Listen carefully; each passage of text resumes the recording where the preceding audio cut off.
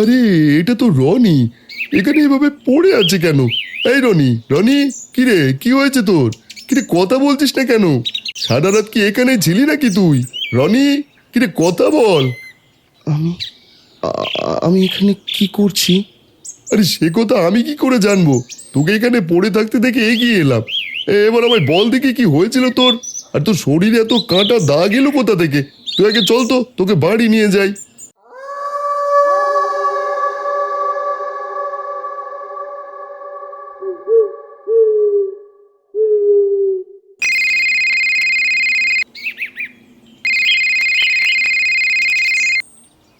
হ্যাঁ মা, বলো। এই তো আমি ট্রেনে উঠেছি। তোর আসতে কতক্ষণ লাগবে বাবা? তোর জন্য কত কি রেঁধেছি আমি। তাড়াতাড়ি আয় বাবা, কত বছর পর আসছিস বাড়িতে। মা, এই তো সবে উঠলাম ট্রেনে। বিকেল হবে যেতে যেতে। তুমি কোনো চিন্তা করো না। এখন রাখছি মা, তাড়াতাড়ি বাড়ি চলে আসবো। আচ্ছা বাবা, ঠিক আছে।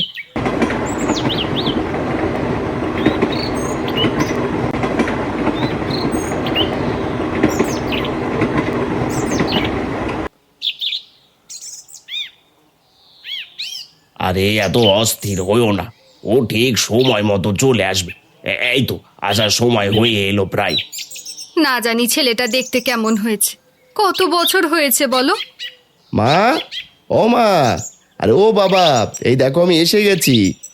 ইস, কি শুকিয়েছে ছেলেটা দেখলে। নিশ্চয়ই ওখানে ভালো মন্দ খেতে পাস না। বাড়িতে মায়ের যত্ন পেলে এমনি ঠিক হয়ে যাবে। আয় বাবা, ঘরে আয়, আগে হাত মুখ ধুয়ে নে দেখি, ধুয়ে তারপর খেতে আয়। তোর জন্যই অপেক্ষা করছিলাম। আচ্ছা বাবা, আমি এখনই আসছি। আমারও খুব খিদে পেয়েছে বুঝলে। কতদিন হলো মায়ের হাতে রান্না খাইনি, আর জমিয়ে খাবো। শোনো ছেলের কথা।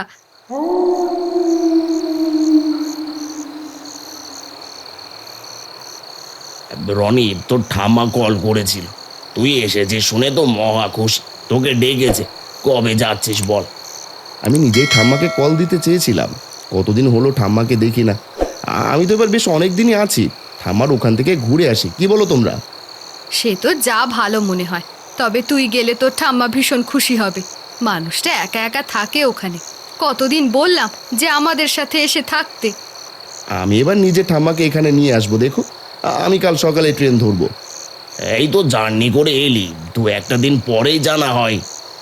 না, আমার আর মন টানছে না। আগে ঠাম্মার সাথে দেখা করে পরে বাকি সব। ঠাম্মার জন্য এতই টান তো কল দিয়ে খোঁজ তো নিতে পারিস। ওখানে অনেক ব্যস্ত থাকি মা। দাও, আমায় একটু মাছের ঝোল দাও দেখি।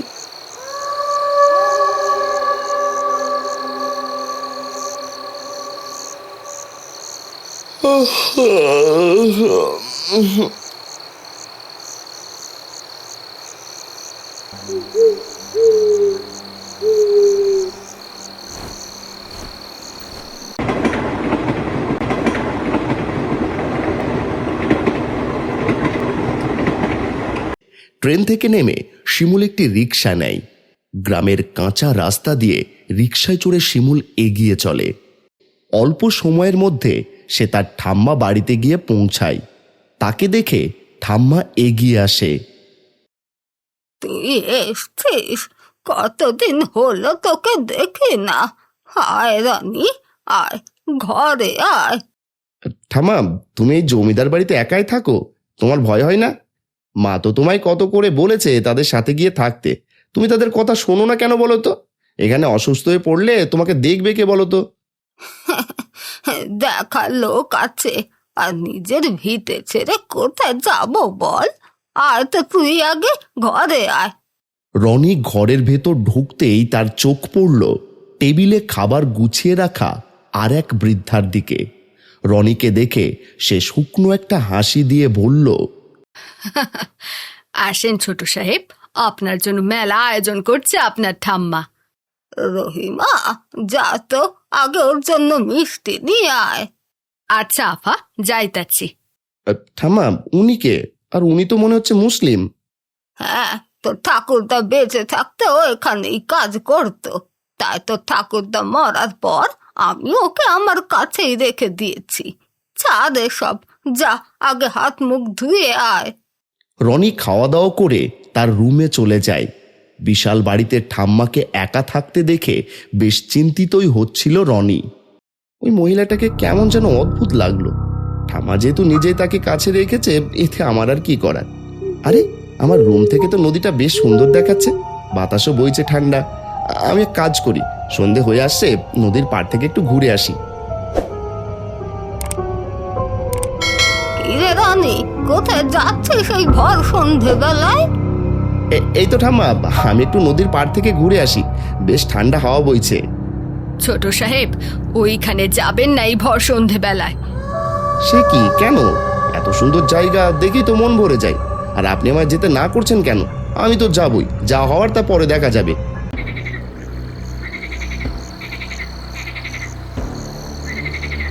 ইস, কি সুন্দর এই জায়গাটা, আর কি ঠান্ডা হাওয়া বইছে। শহরতে এমন কোনো দৃশ্য চোখেই পড়ে না। ঠাম্মার বাড়িতে না আসলে হয়তো এই দৃশ্যটা আমি একদম মিস করে যেতাম। কে জানে এত সুন্দর জায়গায় ওই রহিমা খালা আমায় কেন আসতে নিষেধ করছিল। ভালোই হয়েছে আমি শুনিনি, যদি শুনতাম তাহলে এত সুন্দর জায়গাটা দেখতে পেতাম না। এত সুন্দর জায়গায় আসতেও কেউ নিষেধ করতে পারে বুঝি? হঠাৎ করে কারো কোমল কণ্ঠস্বর শুনে কিছুটা চমকে উঠে পেছনে ঘুরে তাকায় রনি। পেছনে ফিরে তাকাতেই রনির চোখ পড়ে এক সুন্দরী মেয়ের ওপর, যে কিনা হাস্যোজ্জ্বল চেহারা নিয়ে রনির দিকে তাকিয়ে আছে। কে আপনি? এভাবে হঠাৎ পিছন থেকে কে কথা বলে? ভয় পেয়েছেন বুঝি? আপনি বুঝি এই জমিদার বাড়িতে এসেছেন? কে থাকে এখানে আপনার? আমার ঠাকুরদা জমিদার ছিলেন, এখন আর এখানে কেউ থাকে না, শুধু আমার ঠাম্মা ছাড়া। ঠাম্মার কাছে এসেছিলাম, হঠাৎ জানলা দিয়ে নদীর পাড়ের এত সুন্দর দৃশ্য দেখে আর ঘরে থাকতে পারলাম না। আপনি বুঝি ওই জমিদারের নাতি? হ্যাঁ, কিন্তু আপনি কে? আর এই সময় আপনি এখানেই বা কি করছেন? আপনি আমায় চিনবেন না, তবে আমায় বিনিতা বলে সম্বোধন করতে পারেন। বাহ, বেশ সুন্দর নাম তো, আর আপনিও তো বেশ সুন্দর দেখতে। আচ্ছা, আমাকে এখন যেতে হবে বুঝলেন। আপনি এখানে আছেন তো? তাহলে কাল দিনে যে কোনো সময় এখানেই দেখা হবে। দিনে আমার এখানে আসা সম্ভব নয়, আমি রোজ সন্ধ্যায় এখানে আসি। তবে কাল আমাদের এ সময় এখানেই দেখা হবে। আর শোনো, আমার কথা কিন্তু ভুলেও কাউকে বলো না। যদি বলো তবে আমাদের আর কোনোদিন দেখা হবে না। ঠিক আছে, আমি চলি। রনি বিনিতাকে বিদায় জানিয়ে আবার ঠাম্মার কাছে ফিরে আসে। কি রে, কি পেলি ওখানে গিয়ে? বললাম যে যাস না, ঘরেই থাক। কি পেলাম মানে? কি পাইনি তাই বলো? কত সুন্দর জায়গা, ঠান্ডা বাতাস, মনোরম পরিবেশ। আর বাহ, বেশ তো, থেমে গেলি কেন বল? আহা ঠাম্মা, এসব না শুনে আমায় তোমার হাতে নাড়ু খাও তো, কতদিন খাইনি। নিশ্চয়ই তোমার কাছে বানানো আছে, যাওয়ার সময় কিন্তু অবশ্যই আমায় বানিয়ে দেবে। ঠিক আছে ঠিক আছে, যা ঘরে গিয়ে বস, আমি তোর জন্য নাড়ু দিয়ে আসছি।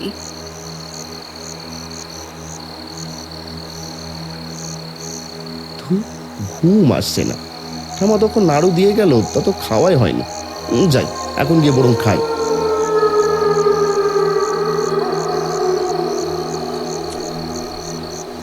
নাড়ু খেতে খেতে জানালার পাশে দাঁড়িয়ে নদী ছুঁয়ে আসা হাওয়া অনুভব করতেই তার চোখ পড়ে নদীর পাড়ের দিকে। এ কি, ওখানে এত রাতে কে দাঁড়িয়ে আছে?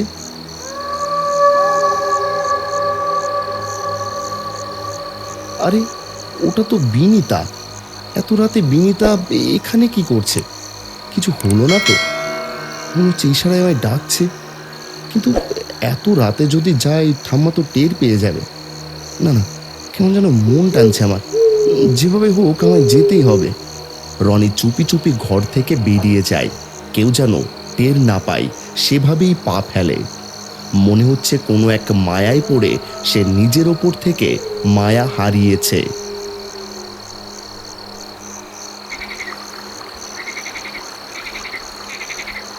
বিনিতা, এই এত রাতে তুমি এখানে?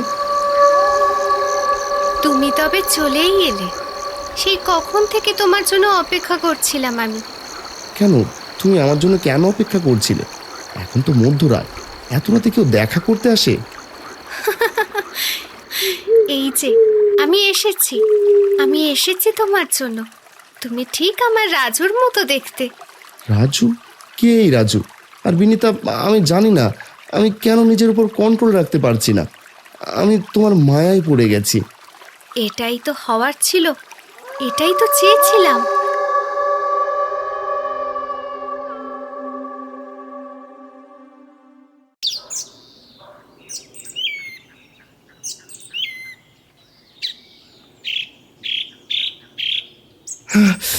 ঠাম্মা, ঠাম্মা, ঠাম্মা, আমার কি হয়েছে ঠাম্মা? হঠাৎ রনির এমন চিৎকার শুনে ঠাম্মাও তার সাথে থাকা রহিমা তাড়াতাড়ি রনির কাছে আসে। রনির এই অবস্থা দেখে তারাও অবাক হয়ে যায়। কি হয়েছে তোর এসব? কি রে বল, কি করে হলো এসব? ঠাম্মা, আমি কাল রাতে নদীর পাড়ে বিনিতার কাছে গিয়েছিলাম। তারপর আর কিছু মনে নেই। সকালে ঘুম ভাঙতেই দেখছি আমার সারা শরীরে এই কাঁটা দাগ। তীব্র জ্বালা করছে ঠাম্মা। বিনিতা? কোন বিনিতা? এই তল্লাতে বিনিতা নামে তো কেউ নেই রে বাবা। রহিমা, তুই কিছু জানিস নাকি? আফা, ছোট সাহেব রে সে ডাকে পাইছে। ও বিনিতা না আফা, ও হইল এই নদীর পাড়ের সেই অপদেবতা যে রূপ দেখাইয়া জোয়ান ছেলেদের মাঝরাতে টাইনা নিয়ে যায়। ধুর, কি সব বলছিস? হ্যাঁ, এগুলো আবার হয় নাকি? আগে তো কখনো এমন কিছু শুনিনি। এগুলো বানানো কথা বন্ধ কর, আর তেল গরম করে নিয়ে আয়। কাটা জায়গাগুলোতে ভালোভাবে মালিশ করে দি। হতে পারে ঘরের ভেতর কোনো পোকা মাকড় ঢুকেছিল।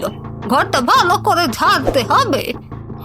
আমি সত্যি বলছি ঠাম্মা। হতে পারে তুই কোনো স্বপ্ন দেখেছিস। এখন এসব বাদ দে, আমি গরম তেল মালিশ করে দিলে ব্যথা কমে যাবে। ঠাম্মা চলে যেতেই রনি উঠে দাঁড়ায় আর অস্থির পায়ে পায়চারি করতে থাকে। দরজার আড়াল থেকে রহিমা সবকিছু দেখছিল।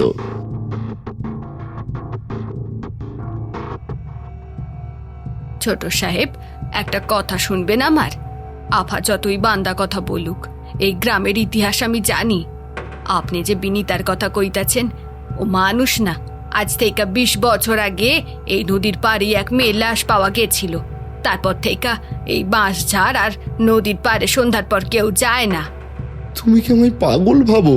আমি নিজের চোখে দেখেছি, তাকে স্পর্শ করেছি। থামো তুমি, এইসব ফালতু গল্প বিশ্বাস করতে করতে নিজেদের মাথাটাই নষ্ট করেছো। যাও যাও এখান থেকে।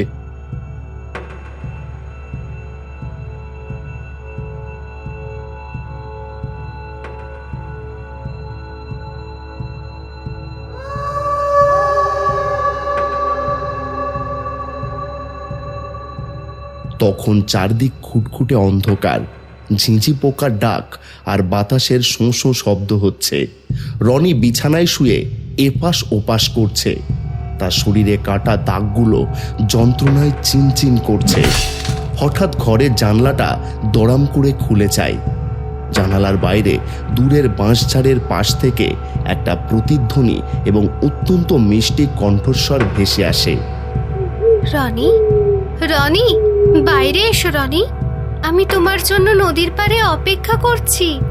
রনি। কণ্ঠস্বরটি শোনা মাত্রই রনির ছটফটানি বন্ধ হয়ে যায়। তার চোখের মনি দুটো স্থির আর শূন্য হয়ে যায়। কোনো এক অদৃশ্য শক্তির টানে সে বিছানা থেকে নেমে সম্মোহিতের মতো সোজা হয়ে দাঁড়ায়। তার নিজের শরীরের ওপর কোনো নিয়ন্ত্রণ নেই। সে রোবটের মতো হেঁটে ঘরের দরজার দিকে এগোয়।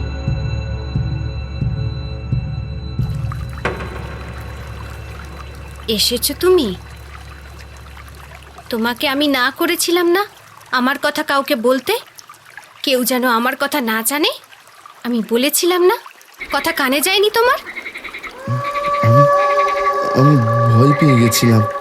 এবার এর ফল তোমায় ভোগ করতে হবে, তোমায় এর ফল ভোগ করতেই হবে।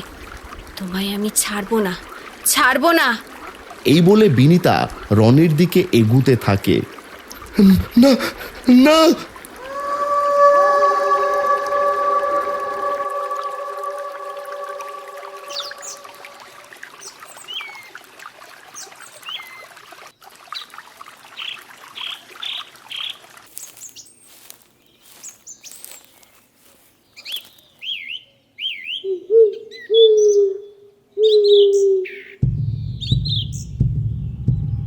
আরে এটা তো রনি, এখানে এভাবে পড়ে আছে কেন? এই রনি, রনি, কিরে কি হয়েছে তোর? কিরে কথা বলছিস না কেন? সারা রাত কি এখানে ছিলি নাকি তুই? রনি, কিরে কথা বল। আমি এখানে কি করছি? আরে সে কথা আমি কি করে জানবো? তোকে এখানে পড়ে থাকতে দেখে এগিয়ে এলাম। এবার আমায় বল দেখি কি হয়েছিল তোর, আর তোর শরীরে এত কাঁটা দাগ এলো কোথা থেকে? তুই আগে চল তো, তোকে বাড়ি নিয়ে যাই। কমল কোনো রকমে রনিকে তুলে নিয়ে বাড়িতে যায়। রানী, রানী কি আছে? রানী, আমি এক্ষুনি তার বাবা মাকে খবর পাঠাচ্ছি।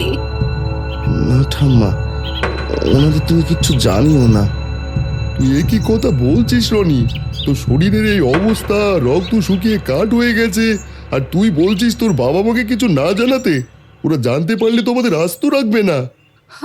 আমি কইছিলাম, আমি আপাদারে কইছিলাম ছোট সাহেবরে নিশির ডাকে পাইছে। ও কাল রাত ওই ডাইনি নিষেধ ভাঙছিল, তাই নিশি ওরে শেষ করতে আইছিল। আপা গো, এইডারে আপনি সাধারণ ভাবছিলেন? দেন পোলাডার কি হাল করছে। আমারই ভুল রে রহিমা, তুই যখন প্রথমে বললি আমি তখন এসেই উড়িয়ে দিলাম। ভাবলাম শহরের ছেলে গ্রামে এসে ভয় পেয়েছে। ওরে কমল, তুই দাঁড়িয়ে আছিস কেন? জলদি গঞ্জের বড় ডাক্তার বাবুকে ডেকে নিয়ে আয়, আমার নাতিটা যে মরে যাবে রে। ডাক্তার ডেকে লাভ হবে না কমল, এসব কথা কাউকে জানাস না। তুই গিয়ে বরং তান্ত্রিক ডাক। ঠিক আছে খালা, আমি এক্ষুনি যাচ্ছি।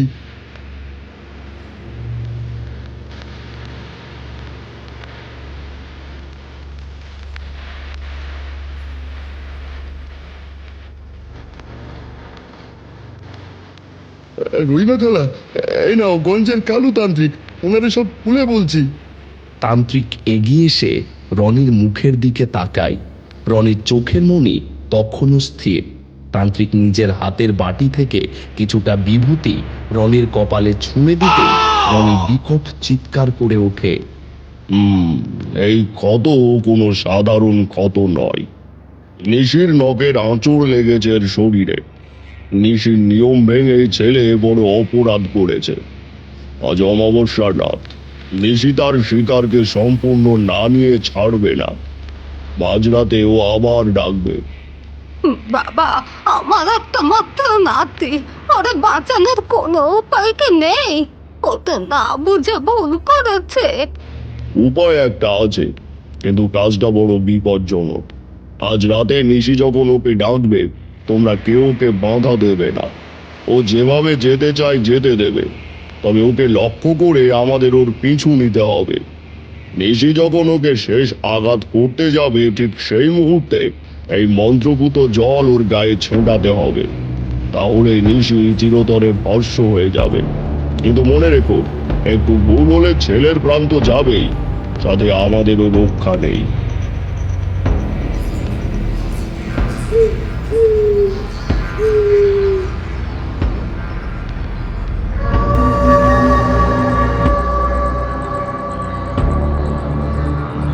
চারদিক নিস্তব্ধ। ঝিঁঝি পোকার ডাক হঠাৎ বন্ধ হয়ে যায়। ঘরের ভেতর হ্যারিকেনের আলোটা কাঁপছে। রনি বিছানায় সোজা হয়ে বসে আছে। তার চোখ দুটো রক্তবর্ণ আর শূন্য। হঠাৎ জানলার বাইরে নদীর পাড়ের বাঁশঝাড়ের দিক থেকে ভেসে আসে সেই মিষ্টি কণ্ঠস্বর। রনি, রনি, বাইরে এসো। অনেক হয়েছে, এবার আমার কাছে চলে এসো রনি। কণ্ঠস্বরটি শোনা মাত্রই রনি বিছানা থেকে নেমে অবশ পায়ের মতো হাঁটতে শুরু করে। রনি ঘরের দরজা খুলে সম্মোহিতের মতো সোজা নদীর পাড়ের দিকে রওনা হয়। তান্ত্রিক হাতে জলের ঘটি নিয়ে আর কমল লাঠি হাতে ধীর পায়ে রনির পিছু নেয়। প্রচণ্ড বাতাস বইছে। নদীর কুয়াশাচ্ছন্ন পাড়ে বিনিতা দাঁড়িয়ে আছে। তবে এবার তার রূপ আর সুন্দর নেই। তা কঙ্কালের মতো সাদা, চোখ দুটো জ্বলন্ত কয়লার মতো লাল এবং পা দুটো মাটি থেকে শূন্যে ভাসছে। রনি সম্মোহিতের মতো তার সামনে গিয়ে দাঁড়ায়।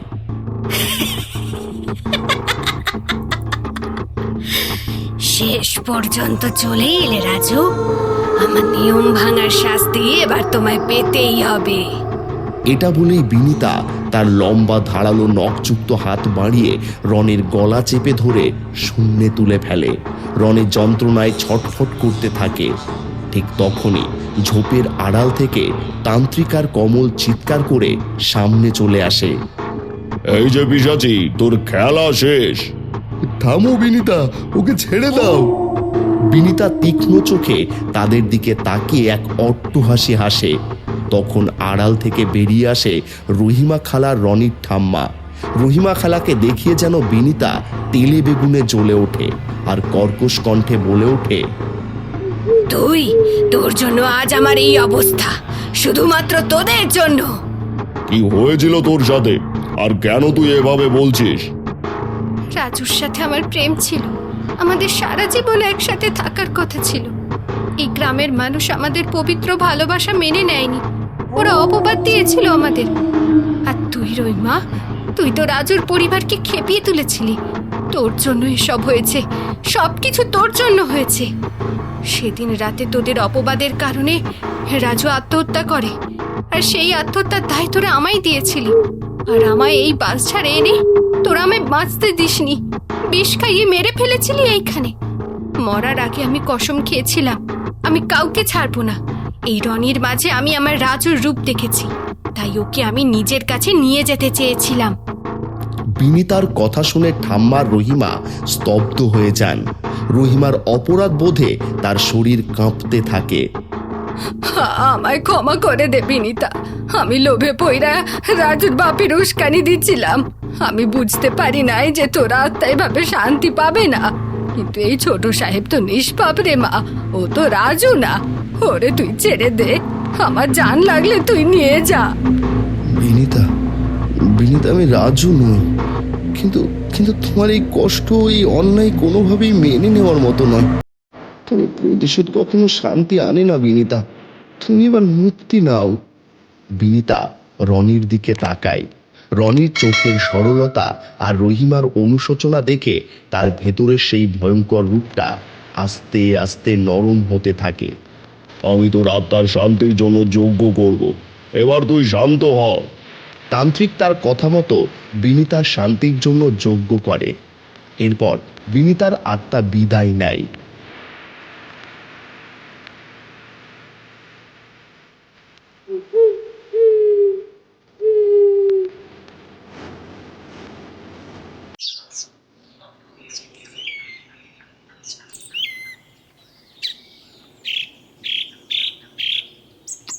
এতদিন পর আমার কাছে এলি, কিন্তু এত বড় একটা ঘটনা ঘটে গেল তোর সাথে।